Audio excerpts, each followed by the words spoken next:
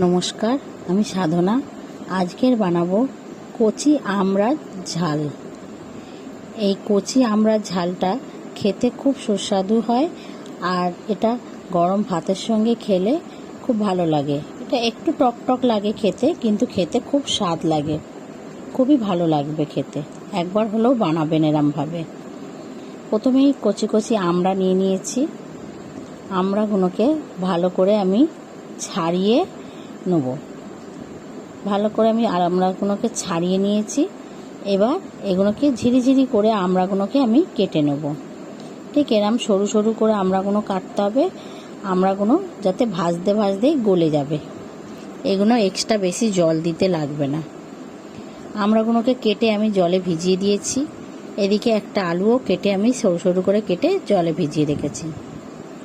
আমড়া ভিজিয়ে রাখলে জলের কষটা কেটে যায়। এদিকে গ্যাসে কড়া বসিয়ে তেল দিয়েছি সামান্য একটু কালো জিরে ফোড়ন দিয়ে দিয়ে দিয়েছি পেঁয়াজ। আপনারা পেঁয়াজ ছাড়াও বানাতে পারেন। যদি নিরামিষভাবে বানান, পেঁয়াজ ছাড়াও আপনারা বানাতে পারেন। পেঁয়াজটা একটু ভাজা ভাজা হয়ে গেলে দিয়ে দেবো আলুটাকেও পেঁয়াজের সঙ্গে ভালো করে আমি ভেজে নেব। আলুটাকে এমনভাবে ভাজতে হবে যেন আলুটা গলে যায়, কেননা আমড়া দিলে আর আলুটা পরে গলানো যাবে না, আলুটা তাহলে শক্ত হয়ে যাবে। আলুটা ভালো মতন গলে গেছে, দিয়ে দেবো সেই আমড়াগুলোকেও এবার আলুর সঙ্গে ভালো করে নেড়ে চেড়ে ভেজে নেব। দিয়ে দেবো এর মধ্যে সামান্য এবার লবণটা পরিমাণ মতন দিয়ে দিতে হবে একেবারেই। আর দিয়ে দেবো হলুদ। লবণ আর হলুদটাকে দিয়ে ভালো করে আমি আমড়া আর আলুটাকে ভেজে নেব।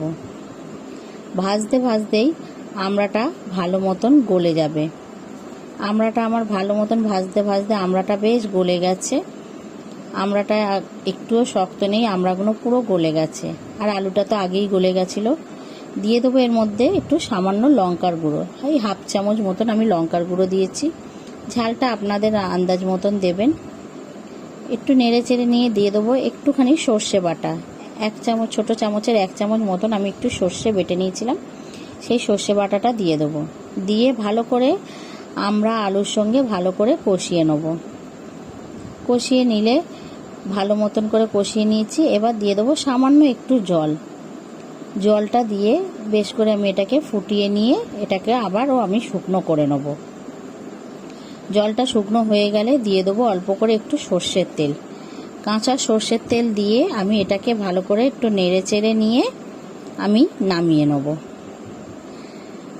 আপনাদের যদি এই রকম আমড়ার ঝালের রেসিপিটা ভালো লেগে থাকে তাহলে একটা লাইক, কমেন্ট, শেয়ার করে দেবেন আর সাবস্ক্রাইব করে আমার পাশে থাকবেন। আর যদি ফেসবুকে দেখেন, আমার পেজটাকে ফলো করে রাখবেন, তাহলে নিত্য নতুন রেসিপিগুলো সবার আগে পেয়ে যাবেন। আর একবার হলেও আপনারা এরমভাবে আমড়ার ঝাল বানিয়ে খাবেন। আর কারা কারা এরম আমড়ার ঝাল বানিয়েছেন আমাকে কমেন্ট করবেন।